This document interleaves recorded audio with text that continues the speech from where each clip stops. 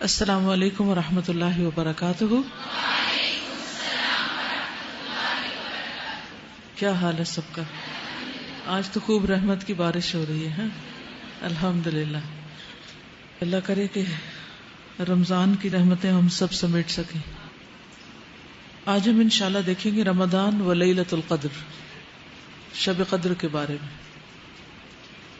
نحمدہ ونصلی علی رسولہ الکریم، اما بعد فاعوذ باللہ من الشیطان الرجیم، بسم اللہ الرحمن الرحیم۔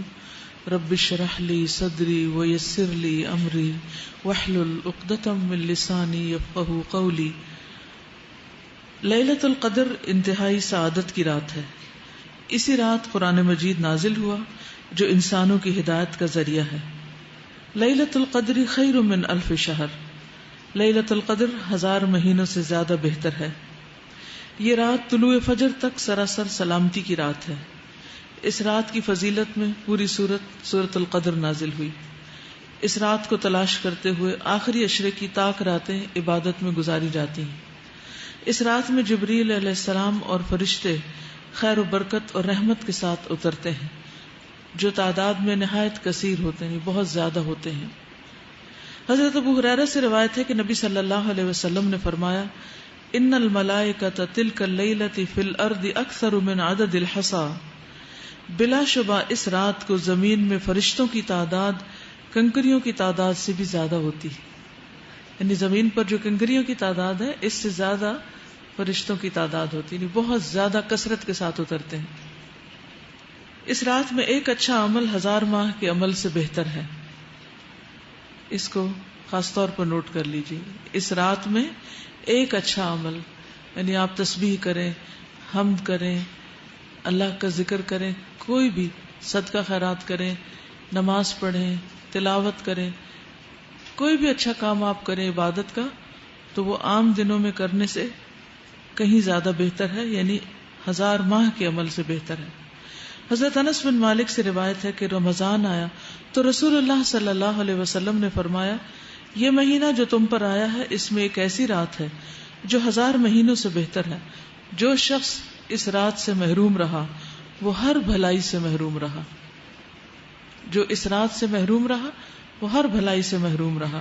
اس رات کی سعادت سے صرف بد نصیب کو ہی محروم کیا جاتا ہے۔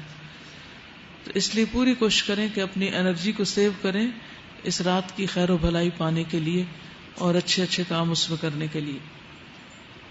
اصل بات ٹائم مینجمنٹ کی ہے۔ وقت تو ہمارے پاس 24 گھنٹے ہی ہوتے ہیں، پھر ہم نے چناؤ کرنا ہوتا ہے کہ اس کے اندر کون سے کام ہیں جو چھوڑے جا سکتے ہیں، جن کو کٹ ڈاؤن کیا جا سکتا ہے، جن کے بغیر بھی کام چل جائے گا، اور کون سے کام ایسے ہیں جن کو لازمی کر لیا جانا چاہیے۔ تو آپ سب کچھ تو نہیں کر سکتے کیونکہ آپ انسان ہیں، آپ کی لمٹس ہیں، لیکن زیادہ امپورٹنٹ کیا ہے، واٹس موسٹ امپورٹنٹ، تو اس کو آپ لے لیجئے۔ اسی طرح عام مہینوں کے مقابلے میں رمضان کے اس مہینے میں، پھر سارے رمضان کے مقابلے میں آخری عشرے میں، پھر سارے آخری عشرے کے مقابلے میں طاق راتوں میں، اور پھر طاق راتوں میں سے خاص طور پر لیلۃ القدر۔ یعنی آہستہ آہستہ انسان بہت سی غیر ضروری چیزیں چھوڑتا چلا جاتا ہے۔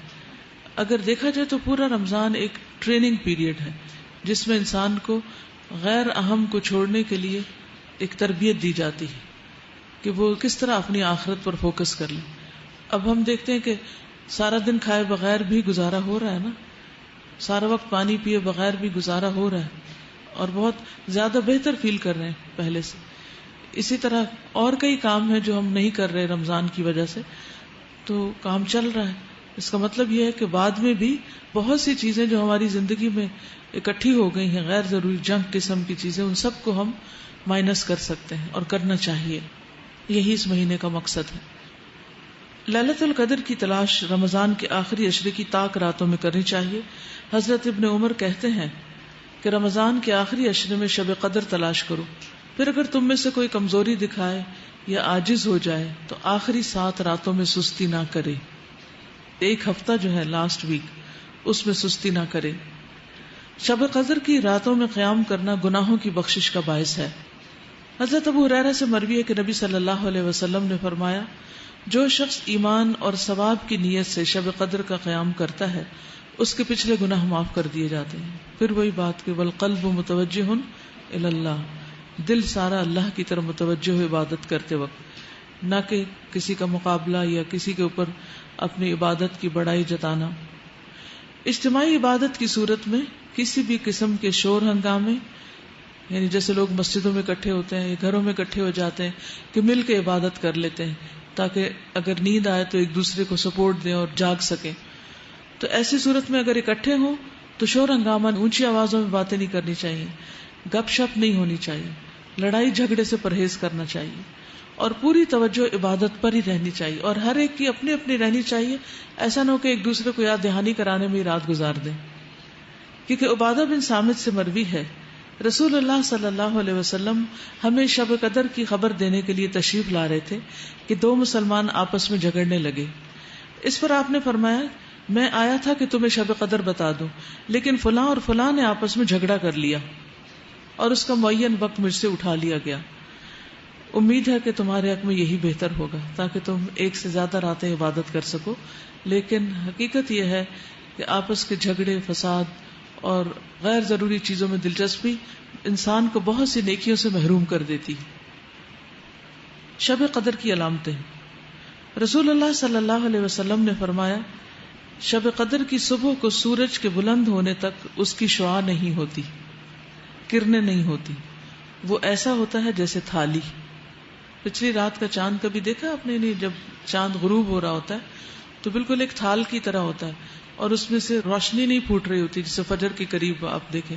تو اسی طرح جس رات شب قدر ہوتی ہے اگلے دن صبح سورج نکلتا ہے تو اس میں سے روشنی کی کرنیں نہیں پھوٹ رہی ہوتی، روشنی نہیں دے رہا ہوتا، یعنی سورج نظر تو آ رہا ہوتا ہے لیکن اس کی شکل مختلف ہوتی، آپ اس کو آنکھ بھر کے دیکھ سکتے ہیں.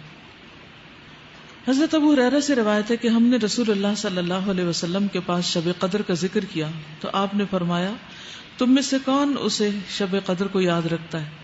اس میں جب چاند نکلتا ہے تو ایسا ہوتا ہے جیسے بڑے تھال کا کنارہ، یعنی اس میں چاند نصف نہیں ہوتا بلکہ اس نصف کا بھی نصف ہو چکا ہوتا ہے.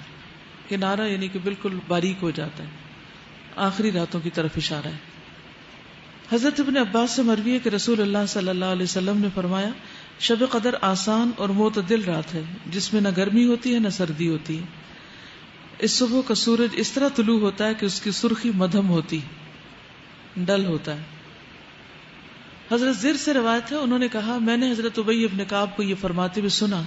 ان سے کہا گیا کہ حضرت عبداللہ بن مسعود فرماتے ہیں کہ جو آدمی سارا سال قیام کرے وہ لیلۃ القدر کو پہنچ گیا.